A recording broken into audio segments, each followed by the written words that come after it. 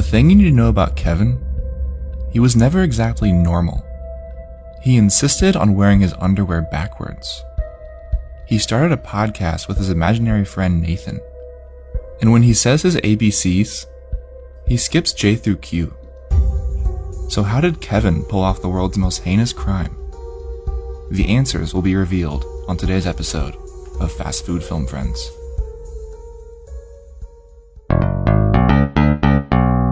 You're listening to Fast Food Film Friends, the show where we try new menu items from our favorite fast food restaurants and wash it down with a nice flick. Delicious. That's how I feel, Nathan. This week we're going to be talking about Netflix's new documentary miniseries, Evil Genius, while eating Taco Bell's equally evil and equally genius, I would say, Naked Chicken Chalupas. From IMDb, the plot summary of Evil Genius reads as follows. This baffling true crime story starts with the grisly death of a pizza man who robs a bank with a bomb around his neck and gets weirder from there. That's right, and oddly that's how the Naked Chicken Chalupas came to be as well, as Taco Bell held their main chef with a bomb around his neck until he came up with a new marketable idea.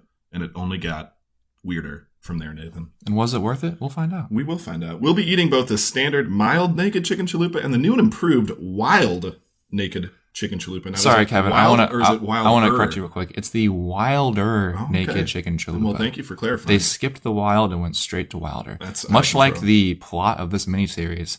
Taco Bell started in high gear and only went crazier from there. That's right.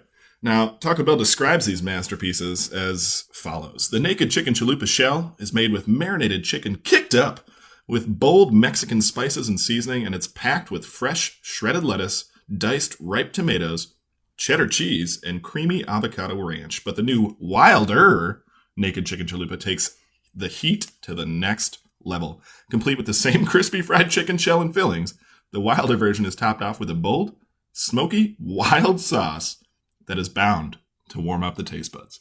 Now, wow. These Naked Chicken Chalupas, I mean, this is, I would say, I haven't even tasted it yet. They're pushing the envelope. Definitely. Taco Bell is innovating. Taco Bell is bringing something new to the table. Now, I do want to give credit to KFC initially for using chicken as a bun or shell. Did you ever have the KFC Double Down? I can't say that I did. It was 2 pieces of fried chicken with bacon and just sauce in the middle. And that was really it. Maybe some cheese in there too. And let me tell you, it was delicious. Well, we're going to see if the Naked Chicken Chalupas measure up. So let's get naked. So Kevin, which one would you like to start with? You know, I'm kind of leaning towards starting on the wild side, actually. But I feel like we should ease into it. I agree. Okay. Now, I was under the impression that there would be additional chicken on the inside, but it seems like it's just veggies. You've got, obviously, your chicken is surrounding the entire product, but your inside is just basically like the worst taco toppings. Yeah. You know, lettuce, tomato, and like little bare amounts of cheese. Yes. And it, from the description, it made it seem like they might have amped up their toppings, gotten some higher quality lettuce or higher quality tomatoes. But let me assure you, this is the same lettuce and same tomatoes Taco Bell has been using for decades.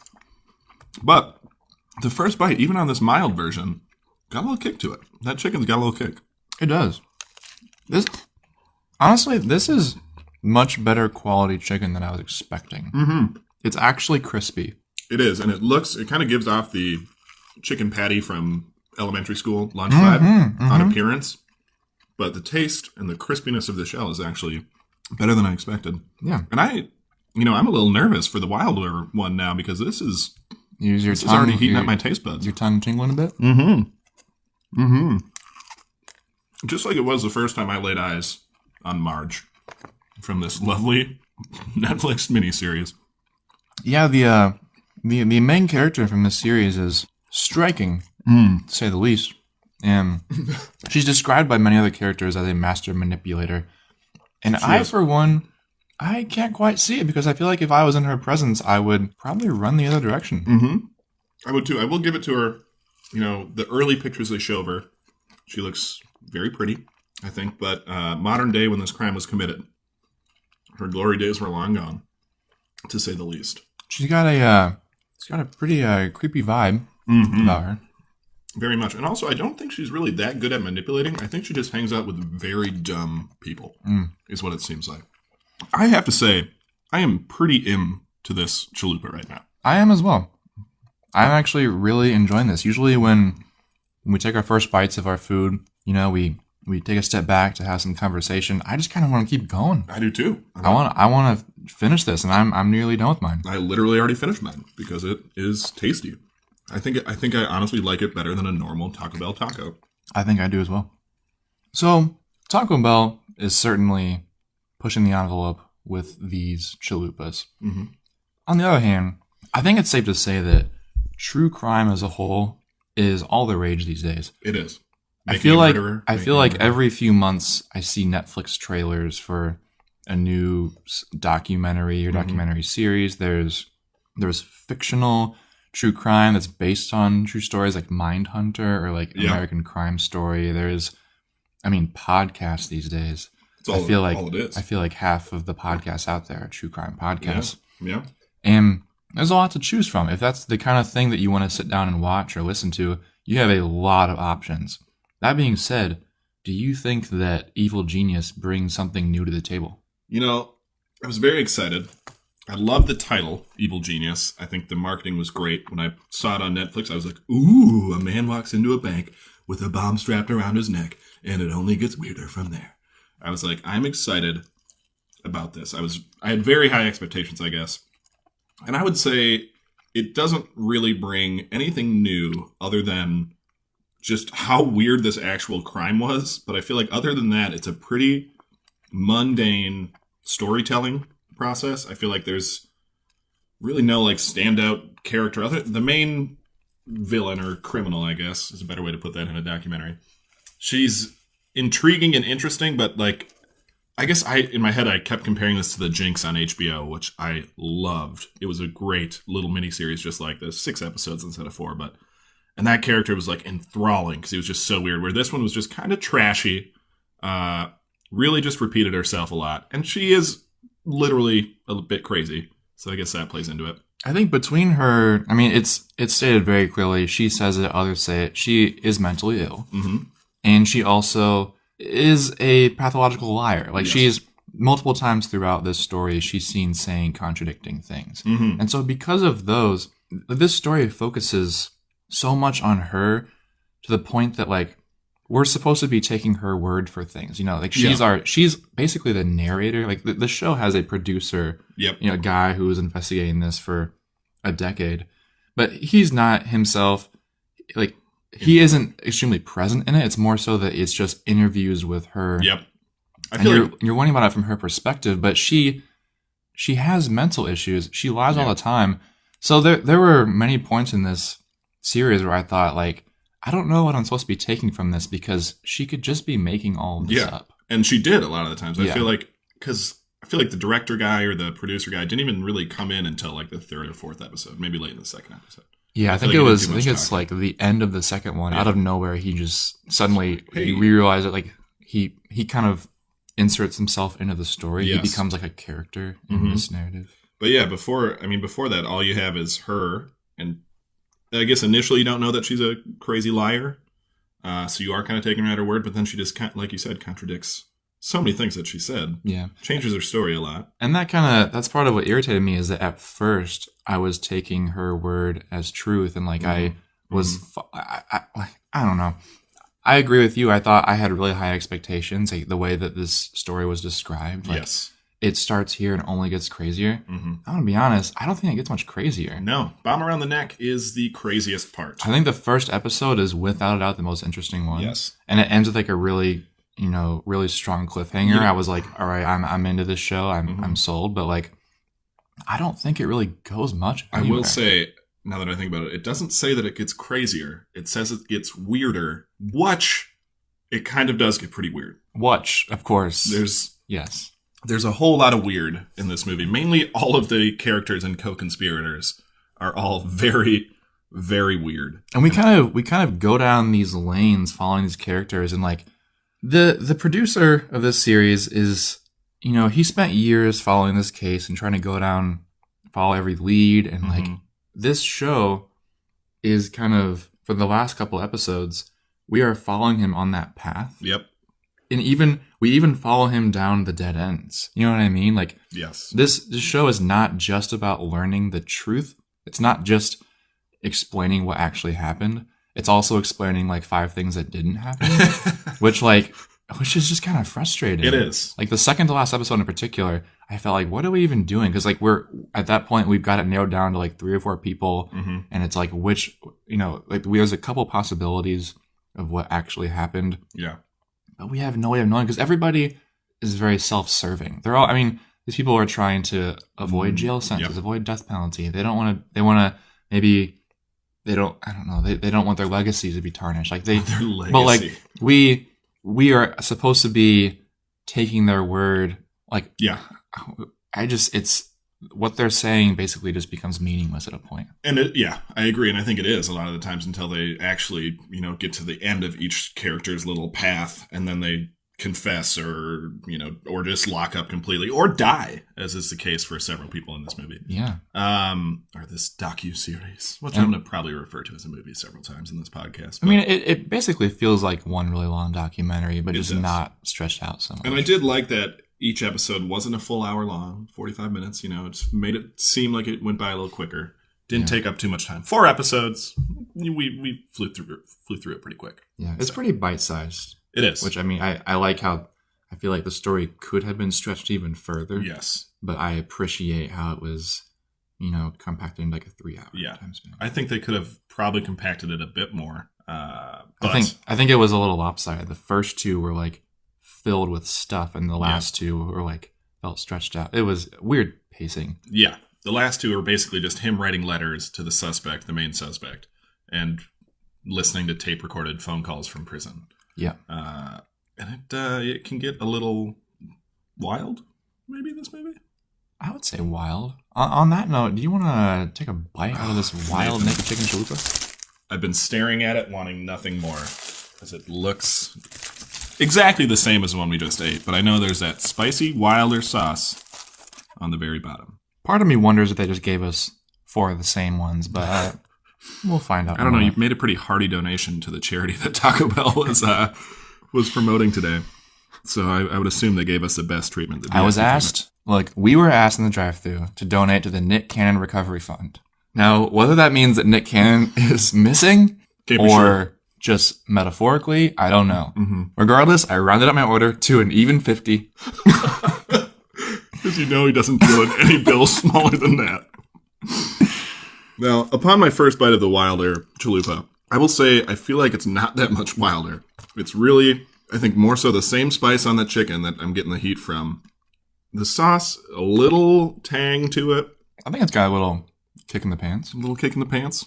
A little bit, but I was expecting, when they marketed it as Wilder, I was expecting a lot wilder. They should have just gone with wild. Now that I think about it, similar experience to watching this show. Mm-hmm. Didn't really live up, go much of anywhere. I think that first bite of the mild, I really enjoyed it, and I couldn't wait for things to go up from there. But I mean, it's a pretty similar, more of the experience. Same. Hyped up, told it was going to get weirder and wilder, and it really just stays about the same, with maybe a tiny bit more to it, but not much. Now, this docuseries centers basically around, there's a lot of crimes done, but the main one that kind of all the other crimes rotate around is a bank robbery. Somebody straps a bomb to this poor guy's neck. Brian Wells, oh my God, that wild sauce is leaking out of the bottom of your chicken shell. I want to point out my chicken shell has fully been, I think, melted in half by the wild sauce. You are now infringing on KFC Double Down territory, actually, because that's just 2 pieces of chicken making a sandwich now. You've lost the shell. Sad stuff. Sorry, continue. I didn't mean to interrupt you with my... That visual of that wild sauce dripping, there's no way I could continue without making a comment on that. I just want to eat this.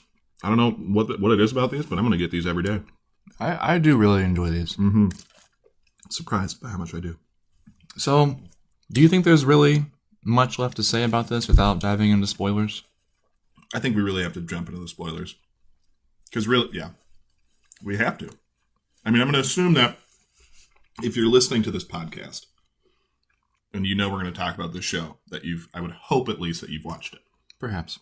But if you're the kind of person you're listening, you want to know if this is worth your time. I think, we made it pretty clear. Mm-hmm. It's an interesting story that we both felt fairly disappointed by. Yeah. Overall. But still a pretty fascinating tale of, how a somewhat small town with apparently a large amount of prostitutes and drugs, things can just go awry. You know, those quiet little neighbors aren't as quiet or as normal as you might think. They don't call it the Rust Belt for nothing. I don't get that, but yes, you're absolutely right. You are absolutely right. They sure don't. Why is it that they call it the Rust Belt again? Pennsylvania, Ohio, and Michigan are known as the Rust Belt because it's kind of the home of industrial jobs in America, like car manufacturing. I thought it was because of the salt on the roads in the winter. The cars just got rusty. I think it's because of the STDs. And they're all quite large, so they need to wear belts. I believe it's all of those reasons equally combined. That makes sense. So riddle me this. You spent a good 3 hours watching this series. Sure did. Do you think you would have gotten just as much from the story had you read a Wikipedia article? Probably more, in all honesty. I feel like, because a lot of this is fluff and false confessions and things that, in the end, are kind of worthless. Yeah. Little tidbits here and there, things characters say that just aren't true or don't really have any major effect on anything. Yeah, if you were writing an article about this event, at least half of the stuff in the series would not even be in that article because it's just not necessary. Exactly. And a lot of it is just cops talking about procedure and how they conducted interviews and things like that. And it's somewhat interesting, but yeah, I think that was kind of the one aspect of it, that procedural, like you hear about like the politics that go on between like the FBI, state police, and local police. That was interesting. I mean, that's like obviously completely unrelated to the point of this show, but that in itself was like was eye-opening. Because the state police, I think it is, they get basically a ton of information from people who were in jail with the main character, whose name is Marjorie, and they tell the state police all these things like, yeah, she was co-conspirating with these guys, she had a plan, she talked about measuring this guy's neck, and the state police literally put it in a folder titled Snitch Files and just put it away in a desk and didn't tell the FBI, who was actively investigating this. And it was it seems like the only reason was because of that divide between state, federal, and the other ATF. It's like the petty drama that you see at like your workplace that you would think like is like the immature stuff that happens at every company. Yes. Turns out that happens at every level, even for like public servants. Yeah. Like people just, for whatever reason, don't want to cooperate. And it's like there's crimes, like multiple officers in this series talk about how things could have been solved faster. Yes. Had there been more cooperation between these different organizations. Yeah. And it is pretty eye-opening, I think, that aspect at least. I did find that interesting. Yeah. So maybe I wouldn't have gotten that if I would have read an article. Yeah. But maybe. So before we move on to our spoiler snacks segment, let's take a pause for a word from our sponsor. Let's do it.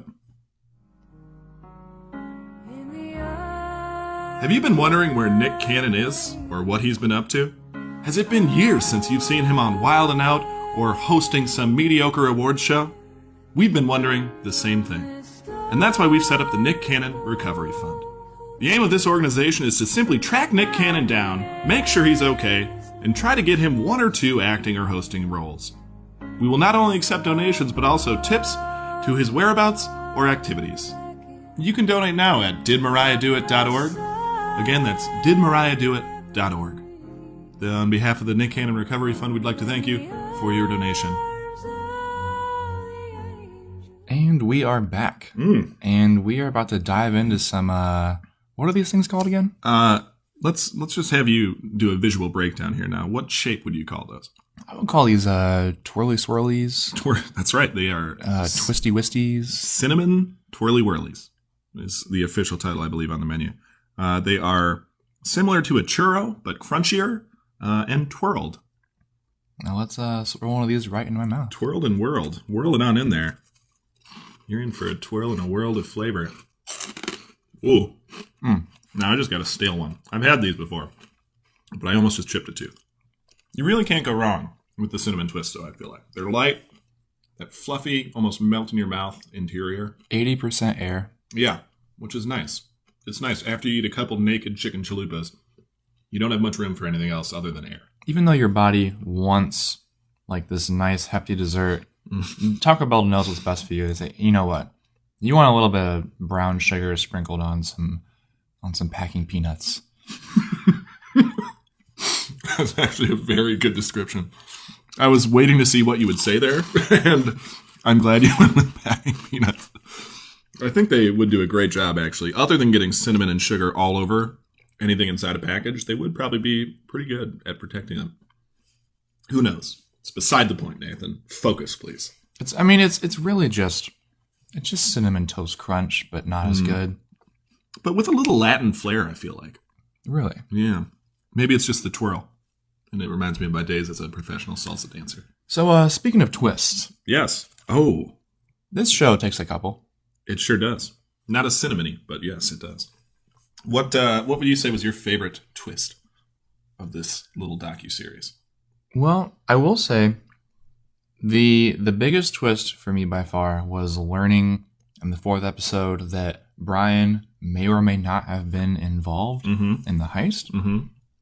And it was pretty crazy seeing how, this series shows a lot of news footage from the time. It was about 15 years ago. It's wild how such vague information. It was inconclusive. They did not know whether or not he was involved. There were so many witnesses giving different stories. Nobody knew whether or not he was involved one bit. Mm-hmm. And yet you had these news stations running stories about basically just, they're really just dragging him through the mud saying like, oh, this guy who's been the victim all these years, turns out it was his own fault. Yep. He was involved. And then there's the press conference where his family is yelling at the speaker out of anger. Attorney General, I think. Which, they're kind of, it's out of line, but, you understand, he was a victim. Yeah. And they're saying that because there's one witness who says that he met with these people the day before. Yeah. Even if he did meet with them, that in no way guarantees what was said at that meeting or that he was in any way complying with this. And I felt like this show also treated that information like a twist and supposed to be a big new piece of information, but it's just, it's not. It's inconclusive. I'm trying to think now because, my stomach's growling. It doesn't like those naked chalupas. It likes them fully dressed. It's getting wild down there. Anyways, I would say in the first 2 episodes, you think that he is innocent. There's really no blame cast on him. Yeah, absolutely. I'd say until the 3rd, maybe 4th episode. Yeah. So I thought when they introduced that he might have actually been involved. I was like, oh, that was a big twist for me. I was surprised when they came back and said, one guy sees him apparently pulling out of a driveway and almost hits him, and IDs the guy in a split second apparently as a random pizza guy. How would you even? If it's a stranger, what are the chances that you're going to recognize him later on in the news? That seems like a... There's a couple instances of eyewitness reports where when somebody claimed to see Marge speeding full speed down the highway and they described what her eyes looked like. Are you kidding me? I locked eyes and I saw into her soul. Those dark eyes. I was like, she's going the opposite way of the highway. Yeah. You saw her in the flash of an eye. Yeah. And that's what I feel like a lot of this crime was based on either eyewitness reports like that or one person saying something of equal or lesser value. Who knows? I saw him one day and he had a blue van one day and it was all, I don't know. I feel like they went a lot of different directions based off very little actual evidence. And I understand how the people investigating this case would latch on to bits of information because there was nothing. So if they had a tiny bit of information, they would follow that lead. That's fine. That's what their job. But I don't really think that the point of the series should be to show us all those avenues and to take us down those paths. Yeah. I don't really care. It's just kind of misleading. Yeah, I would prefer that they would get to actual evidence quicker. Yeah. Which is why I feel like this could have been trimmed down to maybe 2 or 3 episodes, but alas, we got 4. I will say, speaking of sensationalized news and kind of questionable leads, my least favorite newsman in the history of news has a pretty large part in episode 3 here. Mm-hmm. I don't even want to say his name. If you want to, you can. I will say he's a newsman with a stupid big mustache who's terrible at his job and really likes sensationalized news. It was Glenn Beck, right? He's known for his mustache. And you've always hated Glenn Beck because I remember this story. You told me this a long time ago. Yeah. Glenn Beck knocked Bill O'Reilly out of his primetime spot. Mm-hmm. You love Bill O'Reilly. Big. And Ever since that happened, you had to go to bed before Bill O'Reilly's show was on at 9. Yeah. And Strict you've always bedtime. held a grudge against Mr. Beck ever since. That is absolutely false, but yes, you're also correct at the same time. This newsman, Glenn Beck, a.k.a. his alter ego, when he slaps on the fake mustache, Geraldo Rivera, is just the worst. And when he came on, I knew he was going to be, it would be a prime example of how he is the worst.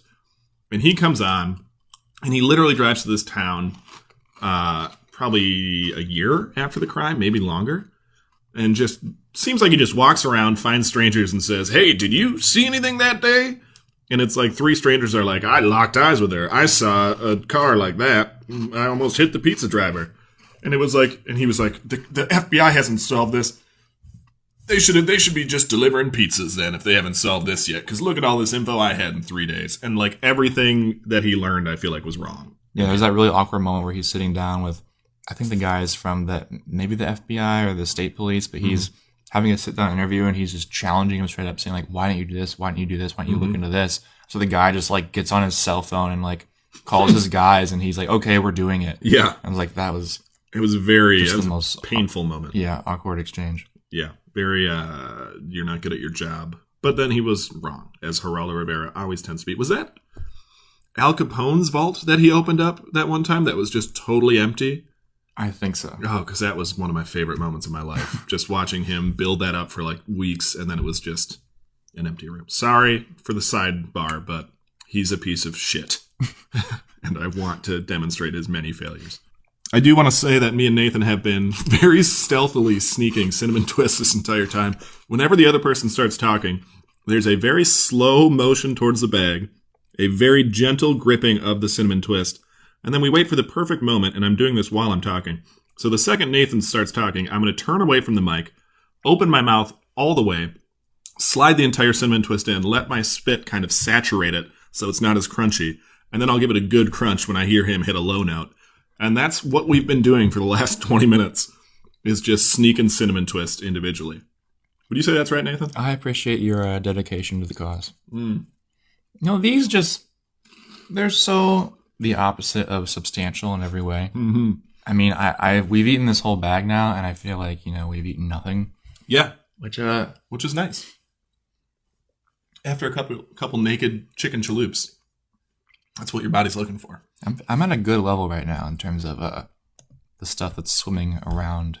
I will say, in my belly, in terms of everything we've eaten on this podcast, my stomach currently is probably in the best place it has been at this point in one of our episodes. Mm-hmm. So we've had a lot of heavy cheese or heavy dairy or just disgusting food that we've eaten. It's often too much as well. That's true. And I think this is pretty good. Just a pretty good spot we're in right now. So I think on that note, should we get to a verdict? We could get to a verdict. I feel like we didn't allot a lot of time to this actual discussion about the show, but at the same time, I don't want to ruin it for everyone because a lot of this show is just people talking about what happens. Yeah, speculation. A lot of speculation. But yeah, let's hop to a verdict. What overall your thoughts? I would say my mild naked chicken chalupa, pretty good. And the wild one I liked even more. I think that the sauce added that little punch that I was looking for. Sure. I really like the chicken, and the chicken is most of what you're eating. It is. And that all the stuff on the inside, I mean, it's just give or take. I could literally just like scrape that out and just be eating my my flattened chicken breast. And I feel like I would enjoy this just about as much. I mean, the chicken and the sauce is really the bulk of the flavor. I agree. 100%. But I mean, yeah, I would get this again. I think that if I, make a Taco Bell run at 10 p.m. and I'm looking for something to just really hit that spot, I think this is just definitely something that I would consider. I will be adding this to my regular order at Taco Bell. I want to say that. I am going to disagree with you. And I find this strange because I like spicy things. That's usually, I'm going to go for the spiciest thing. I want it hot. I want it wild. But I liked the mild better. I thought the wilder sauce was trying too hard. I thought that little extra bite was just a little artificial, didn't mesh well with everything. And I thought the mild one was just a better combo. I thought it did bring the lettuce and tomatoes and cheese more into the story. And you could still kind of taste a little bit of those instead of being completely overridden by the wilder sauce. But either way, I would say get out and try them. They're a little smaller than your normal Taco Bell tacos, but you know what? That shell's made of chicken. It's not just a thin shell. So overall, I think you're getting about the same quantity and a little more quality than a normal Taco Bell taco. The value is really not that bad. I think these were $2.99 or so. I don't know. You paid, but I mean, for the amount of protein that we got, I think it's worth it. A lot of protein. Now, this series, I mean, like I said, I think that you're better off just kind of reading about this case on your own. I don't think that this show warrants sitting down for 3 hours and taking all this in. I think that there's bits and pieces interesting. Yes. The procedural aspect of it is very educational and interesting. But I mean, I think that the actual story of the case could be described in like a couple paragraphs, and that pretty much what everything else is in the show is filler. Yeah. I would say if you're going to watch this, just watch episodes 2 and 4. And I feel like there are so many recaps and mentions to previous episodes. If you just watch 2 and 4, you're not going to miss that much. Possibly 1 or 2 things, but really you're going to, at the end of the day, you're going to know just as much. You're going to know the outcome. You're going to know what happened, and you're going to save yourself 2 hours. Now, that's if you're going to watch this show. Now, if you go on my recommendation, throw this in the trash and go on HBO and watch The Jinx. It's a much better story. It's a little longer, it's 6 episodes, but it's just a better version of this. And a little, you know what? Weirder. I would even say weirder and wilder than the show. Wildest, perhaps? Yeah, I think potentially. Making a Murderer is up there for me in terms of these mini weird murder docuseries that seem to be all the rage as of late. So I think personally, I think it's safe to say this is the favorite food of mine that we've eaten on this show so far. Big time. I'm going to side with you on that one. I want it to be big. I wanted to shout it from the rooftop. I don't even want to put the picture of this movie on the picture that we put up for the podcast. I just want an ad for Naked Chicken Chalupas. I might buy a t-shirt that says "Go buy Naked Chicken Chalupas." It says "Get naked, get wild, but more so get mild." Yeah, and that can be mine. Yours can just have the "Get wild." That would make a really nice hashtag. Yeah, short, succinct, to the point. Yeah. So on that note, you can find all of our episodes on Apple Podcasts and Stitcher and TuneIn and just about anywhere else that you can find podcasts. Also, you can feel free to follow us on Facebook at Fast Food Film Friends. And while you're there, you can shoot us a note. Let us know if you have any other good murder docuseries or good flicks or good food that we should try. We're also on Instagram at Fast Food Film Friends. Take a look at these delicious cinnamon twists we ate tonight. But yeah, get in contact with us. Let us know if you like us, if you hate us, if you want to rate us. We're actually running a contest on our Instagram right now. If you follow us, like our posts, and give us a comment, we'll keep making episodes. Yes, it's pretty exciting, actually. I think we're going to get a lot of traction on that one. So until then, farewell.